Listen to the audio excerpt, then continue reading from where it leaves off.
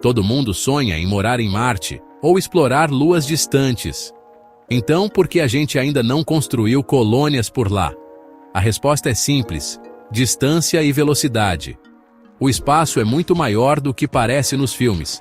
Mesmo os foguetes mais rápidos levam meses só para chegar em Marte. Viajar para os planetas mais distantes? Isso aí leva anos, na melhor das hipóteses. Um grande motivo é a nossa tecnologia atual de foguetes. A gente usa foguetes químicos, basicamente a mesma ideia desde os anos 60. Apesar desses foguetes serem fortes o bastante para escapar da Terra, eles não são rápidos o suficiente para viagens longas. Ir para Marte é tipo tentar cruzar o Brasil de ponta a ponta num carro 1.0, daqueles feitos para rodar na cidade. Outro problema é o combustível. Para ir mais rápido, você precisa carregar mais combustível. Mas mais combustível significa um foguete mais pesado. Esse foguete mais pesado, então, precisa de ainda mais combustível só para se mover. É um ciclo vicioso, uma complicação que limita o quão rápido e fácil a gente consegue viajar. Resumindo, a gente está preso em viagens lentas porque nossos foguetes não são eficientes o bastante. É por isso que Marte parece mais perto no Instagram do que na vida real. Então, como é que funcionam esses nossos foguetes químicos na real? Basicamente, eles queimam combustível e jogam os gases da queima para trás. Essa explosão de gás quente empurra o foguete para frente. É tipo encher uma bexiga e soltar. O ar sai com tudo, e a bexiga voa longe. Esse método é potente, mas não é lá muito esperto para viagens longas. Foguetes químicos gastam o combustível rapidinho. Quando acaba, já era, não tem como acelerar ou frear. Toda a sua energia é gasta em poucos minutos depois do lançamento. O resto da viagem é só você planando no espaço, na banguela. Para chegar em Marte, a gente precisa de mais do que só um empurrão forte no começo. Precisamos de motores que funcionem por semanas ou meses, não segundos. Mas os foguetes químicos simplesmente não permitem isso. O design deles não deixa espaço para combustível extra ou velocidade extra. Outro problema é que os foguetes químicos são pesados pra caramba. Os motores e os tanques de combustível adicionam um peso danado. Isso torna o lançamento e a movimentação ainda mais difíceis. É tipo tentar correr a São Silvestre carregando uma geladeira nas costas. Por causa de todos esses limites, os foguetes químicos foram perfeitos para a Lua. Para Marte ou além, a gente precisa de algo melhor. Muito melhor. Gap 2is. Vamos falar sobre a eficiência dos foguetes. A ideia-chave aqui é o impulso específico, muitas vezes chamado de ISP. Imagina o ISP como se fosse o quilômetros por litro de um motor de foguete. Quanto maior o ISP, mais longe você vai com a mesma quantidade de combustível. Foguetes químicos têm um ISP de mais ou menos 450 segundos. Isso é bom para sair da Terra, mas não para cruzar o sistema solar. Comparando, um foguete nuclear poderia ter um ISP de 900 segundos ou mais, o dobro da eficiência. Alguns motores elétricos chegam a mais de 3.000 segundos. Por que isso importa tanto? Com um ISP maior, você não precisa carregar tanto combustível para a mesma missão. Isso significa mais espaço para suprimentos, equipamentos científicos ou até pessoas. Também significa que você pode ir mais longe e mais rápido. Se a gente quer colonizar Marte ou chegar nas luas de Júpiter, precisamos de motores com um rendimento muito melhor. Os foguetes químicos simplesmente não dão conta do recado. Gap 2is. Mas, sabe, a tecnologia não é o único perrengue nessa história. Viagens longas no espaço são bem pesadas para os humanos também. O primeiro problemão é a radiação. O espaço é lotado de raios perigosos que podem detonar nosso corpo. Aqui na Terra, a gente está protegido pela atmosfera e pelo campo magnético, mas no espaço profundo não tem essa proteção toda, não. Aí tem o problema dos suprimentos. Comida, água e oxigênio, Tudo precisa ser levado da Terra, e reabastecer é, impossível depois que você parte. Cada dia a mais no espaço torna a viagem mais difícil e mais pesada. E não vamos esquecer dos riscos psicológicos, que também são gigantescos. Passar meses ou até anos numa nave minúscula e apertada pode acabar com o psicológico até dos astronautas mais bem treinados. Isolamento, tédio e estresse podem levar a uns problemas de saúde mental bem sérios. Sinceramente, é muito mais tenso do que qualquer lockdown que a gente viveu aqui na Terra. Todos esses problemas só pioram quanto mais tempo você fica no espaço. É por isso que, foguetes mais rápidos e eficientes tornariam essas jornadas mais curtas e bem mais seguras. Gap 2Es. É aí que entram os foguetes nucleares. Propulsão termonuclear não é exatamente uma novidade, foi testada pela primeira vez lá nos anos 60, com o programa Nerva do ZEUA. Então, funciona assim. Em vez de queimar combustível, um reator nuclear esquenta gás hidrogênio. Esse gás superaquecido é disparado para trás, empurrando o foguete para frente. Esse método é muito mais eficiente que os foguetes químicos. Motores termonucleares podem dobrar o impulso específico, ou seja, você vai o dobro da distância com o mesmo combustível. Eles também permitem que os motores fiquem ligados por mais tempo, não só aquelas queimadas rápidas. O projeto Nerva se mostrou bem promissor, com vários testes de sucesso. Mas, sabe como é? Medos políticos e cortes no orçamento brecaram tudo antes de qualquer lançamento espacial rolar. Hoje, porém, o interesse voltou com tudo. A NASA e a DARPA estão trabalhando no Draco, um novo projeto de foguete nuclear com testes planejados para antes de 2030. A propulsão termonuclear poderia nos levar a Marte na metade do tempo. Também permitiria levar mais carga, mais gente e mais suprimentos. Gap 2Es. Tem outra ideia nuclear na jogada: a propulsão nuclear elétrica. Pode parecer meio complicado, mas o pulo do gato é o seguinte: um reator nuclear gera eletricidade, e essa energia é usada para alimentar propulsores elétricos, tipo motores de íon, que empurram a espaçonave devagar, mas de forma constante. Esses motores elétricos têm um impulso específico ainda maior, às vezes 10 vezes melhor que o dos foguetes químicos. Eles usam muito menos combustível, o que os torna perfeitos para aquelas viagens super longas. A sonda Dawn da NASA usou propulsão de íons para visitar vários asteroides, para você ter uma ideia. Mas tem um porém: o empuxo é muito baixo. Simplesmente não dá para usar esses motores para decolar da Terra ou escapar da gravidade. Eles são feitos para viagens lentas e constantes, depois que você já está lá no espaço. Além disso, construir reatores nucleares seguros para o espaço ainda é um baita desafio de engenharia. Mesmo assim, a propulsão nuclear elétrica poderia abrir as portas de vez para a gente explorar o sistema solar inteiro, se a gente conseguir resolver os pepinos técnicos que ainda faltam. Gap 2Es. Então por que a gente precisa dessas novas tecnologias de foguetes? Bom, porque o sonho de explorar Marte, os planetas mais distantes e até as estrelas depende totalmente delas. Os foguetes químicos nos levaram à Lua, mas para ir mais longe, mais rápido e com mais segurança, a gente precisa de mais eficiência. Propulsão termonuclear e nuclear elétrica não são só coisa de filme de ficção científica, não. Elas já foram testadas, planejadas e estudadas por décadas.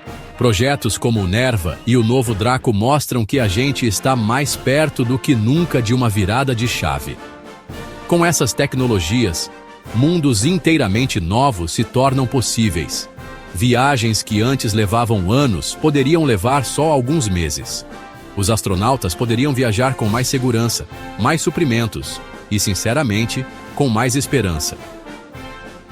O futuro da exploração espacial depende da nossa ousadia de testar novos motores e novas ideias. O próximo século pode até ver humanos morando em Marte ou explorando as luas de Júpiter. Para chegar lá, A gente vai precisar ter a coragem de deixar os foguetes químicos para trás e abraçar o futuro das viagens espaciais. É aí que entra a NEP. Com um reator nuclear fornecendo megawatts de eletricidade, milhares de vezes mais energia que os painéis solares das sondas atuais, você poderia alimentar motores elétricos muito maiores e mais potentes. O empuxo ainda seria baixo comparado a um foguete químico ou NTP, mas seria constante e poderia ser mantido por anos a fio, usando pouquíssimo propelente. A nave aceleraria continuamente, atingindo velocidades finais muito altas. NEP seria ideal para transportar grandes cargas pelo sistema solar, talvez para construir bases em Marte ou na Lua, ou para missões robóticas ambiciosas aos planetas exteriores, onde a luz solar é fraca demais para painéis solares grandes. Além disso, um reator nuclear a bordo forneceria energia abundante para os instrumentos científicos e sistemas de comunicação da nave. Os desafios da NEP incluem desenvolver reatores nucleares espaciais que sejam potentes, seguros, leves e capazes de operar por anos. Além disso, dissipar o calor residual gerado pelo reator no vácuo do espaço é um problema de engenharia complexo. Mas a combinação da força bruta da fissão nuclear com a eficiência extrema da propulsão elétrica é uma das promessas mais sólidas para o futuro da exploração espacial em larga escala. Ok, a propulsão nuclear, seja térmica ou elétrica, já representa um salto gigantesco. Mas e se pudéssemos ir além? E se, em vez de apenas usar eletricidade para empurrar íons lentamente, pudéssemos criar e controlar um estado da matéria incrivelmente energético, o plasma, e usá-lo para nos impulsionar a velocidades ainda maiores? Primeiro, o que é plasma? Rapidamente, não é sólido, nem líquido, nem gás. É o quarto estado da matéria. Pense num gás superaquecido, tão quente que os elétrons são arrancados dos átomos, criando uma sopa eletricamente carregada de íons e elétrons livres. O Sol é feito de plasma, os raios são plasma, até as luzes de neon e as TVs de plasma, lembram delas? Usam esse estado da matéria. No espaço, controlar e acelerar plasma pode ser uma forma muito eficiente de gerar empuxo, e um dos conceitos mais famosos e promissores nessa área é o VASIMR, sigla para Variable Specific Impulse Magnetoplasma Rocket, ou foguete de magnetoplasma de impulso específico variável. Ufa! O nome é complicado, mas a ideia é genial. Desenvolvido principalmente pela empresa Ad Astra, fundada pelo ex-astronauta da NASA Franklin Chang Dias, que é um físico de plasma, o VASIMR funciona em etapas. Primeiro, ele injeta um gás inerte, como argônio ou xenônio, numa câmara. Aí, poderosas ondas de rádio, semelhantes às de um micro-ondas, mas muito mais potentes, bombardeiam esse gás ionizando-o e transformando-o em plasma. Essa é a primeira fase, a criação do plasma. Mas a grande sacada vem na segunda fase. Outro conjunto de antenas emite ondas de rádio numa frequência específica que ressoa com os íons no plasma, aquecendo-os a temperaturas absurdas, coisa de milhões de graus Celsius, mais quente que a superfície do Sol. Esse plasma superaquecido é então confinado e direcionado por fortes campos magnéticos. Lembra? Plasma é eletricamente carregado, então responde a campos magnéticos, que agem como um bocal invisível, acelerando o plasma para fora do motor a velocidades altíssimas, gerando empuxo. A parte variável do nome vem de uma característica muito interessante. O VASIMR poderia, teoricamente, ajustar a quantidade de energia usada em cada etapa. Ele poderia operar num modo de alta potência, aquecendo menos o plasma, mas expelindo mais massa, o que daria mais empuxo. útil para manobras mais rápidas ou sair de órbitas. Ou poderia operar num modo de alta eficiência, aquecendo muito o plasma e expelindo-o a velocidades extremas, o que daria um impulso específico altíssimo, ótimo para cruzeiros longos e econômicos em termos de combustível. Outra vantagem é que, como ele usa campos magnéticos e ondas de rádio, não há eletrodos em contato direto com o plasma quente, como em alguns tipos de motores iônicos. Eletrodos se desgastam com o tempo, limitando a vida útil do motor. O Vazim, em teoria, poderia operar por muito mais tempo. Mas, como sempre, há desafios. O principal é a energia. Para gerar empuxo significativo, o Vazim precisa de muita, mas muita eletricidade, na casa dos megawatts. Isso é muito mais do que painéis solares podem fornecer realisticamente perto da Terra, e certamente muito mais longe dela. Portanto, um motor Vazim potente provavelmente precisaria ser alimentado por, adivinhem, um reator nuclear a bordo, como na NEP. Ou seja, ele não é uma alternativa à energia nuclear, mas sim um usuário potencial dela. Além disso, a eficiência geral do sistema, converter eletricidade em empuxo útil, ainda é um ponto de debate e pesquisa, com alguns estudos indicando que pode não ser tão superior a outros motores elétricos avançados. Gerenciar o calor residual de um sistema tão potente e lidar com os campos magnéticos intensos necessários também são problemas de engenharia significativos. A Ad Astra já construiu e testou vários protótipos em laboratório, como o VX200, demonstrando a capacidade de gerar e aquecer plasma. Mas o passo crucial de integrar um motor desses com uma fonte de energia de megawatts e testá-lo no espaço ainda está por vir. O Vazim representa uma evolução fascinante da propulsão elétrica, prometendo um meio termo entre o alto empuxo da NTP e a altíssima eficiência da NEP, mas ainda precisa provar seu valor fora do laboratório. Agora, meus amigos, vamos dar um salto ainda maior. Vamos falar do santo graal da energia e potencialmente da propulsão espacial, a fusão nuclear.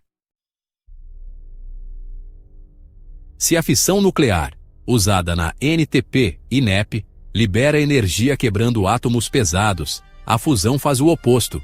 Ela libera uma quantidade ainda maior de energia ao unir átomos leves, como isótopos de hidrogênio, deutério e trítio, para formar átomos mais pesados, como hélio. É exatamente esse processo que alimenta o nosso Sol e todas as estrelas do universo. É a fonte de energia mais poderosa que conhecemos. Imaginem poder replicar esse processo de forma controlada dentro de uma nave espacial. O potencial é simplesmente estonteante. Foguetes de fusão poderiam, teoricamente, atingir impulsos específicos e níveis de empuxo ordens de magnitude maiores do que qualquer coisa que discutimos até agora. Estamos falando de viagens para Marte em semanas, não meses. Viagens para Júpiter e Saturno em poucos meses. E talvez, a possibilidade real de enviar sondas, e quem sabe, um dia, humanos, para outras estrelas, mesmo que as viagens ainda levassem décadas ou séculos. Como isso funcionaria? Bem, existem vários conceitos teóricos. Um deles é a propulsão por confinamento inercial, ICF. A ideia aqui é usar lasers ou feixes de partículas extremamente potentes para comprimir e aquecer minúsculas cápsulas de combustível de fusão, deutério e trítio, até que elas implodam e iniciem uma microexplosão termonuclear. A nave seria impulsionada pela força dessas explosões repetidas, talvez usando uma placa massiva na traseira para absorver o impacto. Projetos conceituais antigos, como o Projeto Orion, que usava bombas de fissão, na verdade, e o projeto Daedalus, um estudo para uma sonda interestelar usando fusão ICF, exploraram essa ideia. Outra abordagem é a propulsão por confinamento magnético, MCF. Aqui, a ideia é usar campos magnéticos incrivelmente fortes para conter e aquecer um plasma de deutério e trítio dentro de um reator, como os tokamaks ou stellarators, que estão sendo pesquisados para gerar energia de fusão na Terra, até que a fusão ocorra de forma contínua ou em longos pulsos. O plasma superaquecido resultante da fusão seria então direcionado por um bocal magnético para gerar empuxo. E há conceitos mais diretos, como o Direct Fusion Drive, DFD, proposto por alguns pesquisadores e empresas como a Pulsar Fusion, no Reino Unido. A ideia é ter um tipo especial de reator de fusão compacto, que não só gera calor e eletricidade, mas também expele diretamente parte do plasma de fusão em alta velocidade para gerar empuxo. Introdução à propulsão nuclear. Duração: 1 minuto e 24 segundos mais ou menos. Soa incrível, não é? Mas agora vem o balde de água fria. Conseguir a fusão nuclear controlada e sustentada, de forma a gerar mais energia do que consome, é um dos maiores desafios científicos e de engenharia da história da humanidade. Estamos trabalhando nisso há décadas aqui na Terra para gerar eletricidade limpa, com projetos gigantescos como o ITER na França, e ainda estamos longe de ter usinas comerciais. Agora imagine pegar essa tecnologia extremamente complexa, que envolve temperaturas de centenas de milhões de graus, campos magnéticos absurdamente fortes, lasers ultrapotentes ou o que for, e miniaturizar tudo isso para caber numa nave espacial, tornando-o leve, confiável e seguro o suficiente para operar por anos no ambiente hostil do espaço. Os desafios são monumentais: conter o plasma, proteger a tripulação e a nave da intensa radiação de nêutrons gerada pela fusão, fornecer a energia inicial para ligar o reator, desenvolver materiais que resistam a essas condições extremas. A lista é longa. Embora tenhamos visto avanços recentes emocionantes na pesquisa de energia de fusão na Terra, como o experimento no NIF nos EUA, que alcançou ignição, produzindo mais energia de fusão do que a energia do laser que entrou, a aplicação prática da fusão para a propulsão espacial ainda é considerada algo para um futuro distante. Décadas, talvez mais. Empresas como a Pulsar Fusion estão trabalhando em conceitos e protótipos, o que é animador, mas a jornada é longa e incerta. A fusão continua sendo o sonho dourado, a promessa definitiva de liberdade no sistema solar e talvez além, mas ainda temos muito chão, ou melhor, espaço para percorrer até lá. Décadas, talvez mais. Empresas como a Pulsar Fusion estão trabalhando em conceitos e protótipos, o que é animador, mas a jornada é longa e incerta. A fusão continua sendo o sonho dourado, a promessa definitiva de liberdade no sistema solar e talvez além, mas ainda temos muito chão, ou melhor, espaço, para percorrer até lá.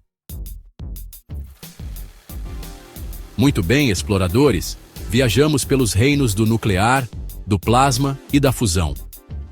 Agora, vamos nos aventurar um pouco mais, entrando em território que desafia não só a engenharia, mas talvez a própria física como a conhecemos. Vamos falar de ideias que, se fossem reais, mudariam tudo, mas que, por enquanto, vivem na fronteira tênue entre a ciência de vanguarda e a pura especulação. Preparem-se, porque agora as coisas ficam estranhas. Primeiro, temos o conceito do propulsor quântico a vácuo, ou QVT. A ideia aqui é tão radical que parece saída de Star Trek. Lembra que falamos que o vácuo do espaço não é realmente vazio, mas sim um mar fervilhante de partículas virtuais e flutuações de energia quântica, o chamado ponto zero? Bem, alguns teóricos propuseram que talvez fosse possível interagir com esse vácuo quântico de alguma forma, talvez usando campos elétricos e magnéticos, para extrair empuxo, empurrar a nave contra o próprio tecido do espaço-tempo, sem precisar expelir nenhum tipo de propelente. Isso estaria ligado a fenômenos quânticos bizarros como o efeito Casimir, uma força minúscula que surge entre duas placas muito próximas no vácuo, ou o efeito Casimir dinâmico, que prevê a emissão de fótons reais quando um espelho é acelerado a velocidades relativísticas no vácuo. A ideia seria encontrar uma maneira de manipular esses efeitos para gerar um impulso líquido. Soa revolucionário? Sim.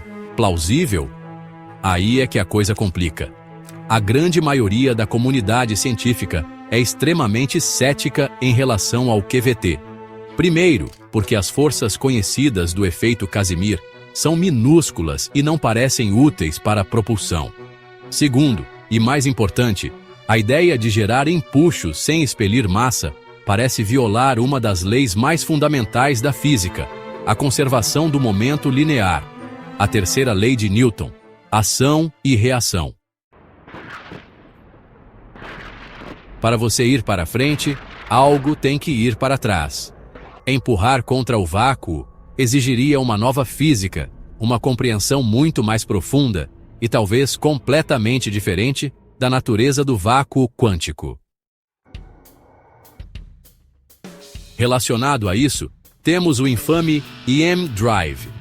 Esse dispositivo, proposto pelo engenheiro britânico Roger Shawyer, consiste basicamente numa cavidade de metal fechada, em forma de cone truncado, na qual micro-ondas são refletidas internamente. Shawyer, e posteriormente, alguns outros laboratórios, incluindo um estudo controverso da EagleWorks na NASA, alegaram ter medido um pequeno, mas inexplicável, empuxo sendo gerado pelo dispositivo, novamente, sem expelir nenhum propelente. O EM Drive gerou um frenesi na mídia e na comunidade de entusiastas do espaço. Um motor que não precisa de combustível seria a revolução definitiva, mas, assim como o QVT, ele enfrenta um ceticismo científico enorme. A principal crítica é a mesma violação aparente da conservação do momento. Como a cavidade fechada pode gerar empuxo líquido se nada sai dela? Muitos físicos acreditam que as medições de empuxo reportadas foram resultado de erros experimentais, talvez interações térmicas, interferência eletromagnética com os equipamentos de medição ou outras fontes de ruído não consideradas. Muitos físicos acreditam que as medições de empuxo reportadas foram resultado de erros experimentais, talvez interações térmicas, interferência eletromagnética com os equipamentos de medição ou outras fontes de ruído não consideradas. Tentativas posteriores de replicar os resultados em condições mais controladas falharam em encontrar um empuxo anômalo conclusivo. Não existe, até hoje, nenhuma teoria física aceita que explique como o EM Drive poderia funcionar sem reescrever leis fundamentais. Então, qual o veredito sobre essas propulsões exóticas? Por mais fascinantes que sejam, tanto o QVT quanto o EM Drive permanecem no campo da ciência altamente especulativa, talvez até da pseudociência para os mais céticos. Eles nos lembram que ainda há muito que não sabemos sobre o universo e que devemos sempre estar abertos a novas ideias. Mas, ao mesmo tempo, a ciência exige rigor, evidências replicáveis e consistência com as leis fundamentais que foram testadas e comprovadas inúmeras vezes. Até que surjam provas muito mais robustas e uma teoria sólida, Essas ideias continuarão sendo mais material para debates acalorados e ficção científica do que para planos de engenharia reais. Uau! Que jornada, hein? Viajamos desde as limitações dos foguetes químicos atuais até as promessas quase concretas da propulsão nuclear, térmica e elétrica, que podem ser o próximo grande passo para encurtar as viagens pelo sistema solar. Exploramos o potencial eletrizante dos foguetes de plasma como o VACIMR, que buscam combinar eficiência e potência. Sonhamos com o poder supremo da fusão nuclear, a energia das estrelas que um dia poderá nos dar as chaves do sistema solar e talvez até das estrelas vizinhas. E, finalmente, demos uma espiada nas ideias mais exóticas e controversas, que nos lembram o quão vasto e misterioso o universo ainda é. Fica claro que o futuro da exploração espacial depende fundamentalmente de como resolveremos o problema da propulsão. Não se trata apenas de ir mais rápido, mas de tornar as viagens mais seguras, mais eficientes e mais acessíveis, abrindo caminho para uma presença humana sustentável além da Terra. Fica claro que o futuro da exploração espacial depende fundamentalmente de como resolveremos o problema da propulsão. Não se trata apenas de ir mais rápido, mas de tornar as viagens mais seguras, mais eficientes e mais acessíveis, abrindo caminho para uma presença humana sustentável além da Terra. Tecnologias como a NTP e a NEP parecem ser as mais prováveis de vermos em ação nas próximas décadas, talvez revolucionando as missões a Marte e além. Plasma e fusão representam saltos ainda maiores, com potencial transformador, mas com desafios tecnológicos imensos que ainda precisam ser superados. E as ideias exóticas?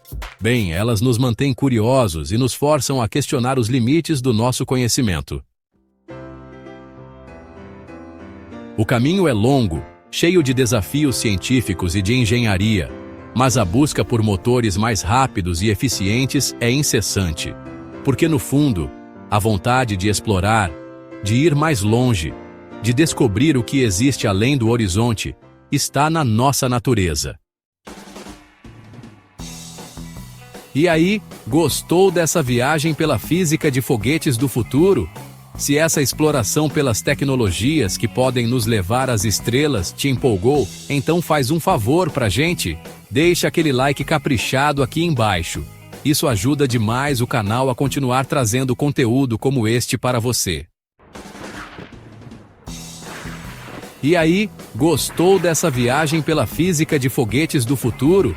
Se essa exploração pelas tecnologias que podem nos levar às estrelas te empolgou, então faz um favor pra gente. Deixa aquele like caprichado aqui embaixo. Isso ajuda demais o canal a continuar trazendo conteúdo como este para você.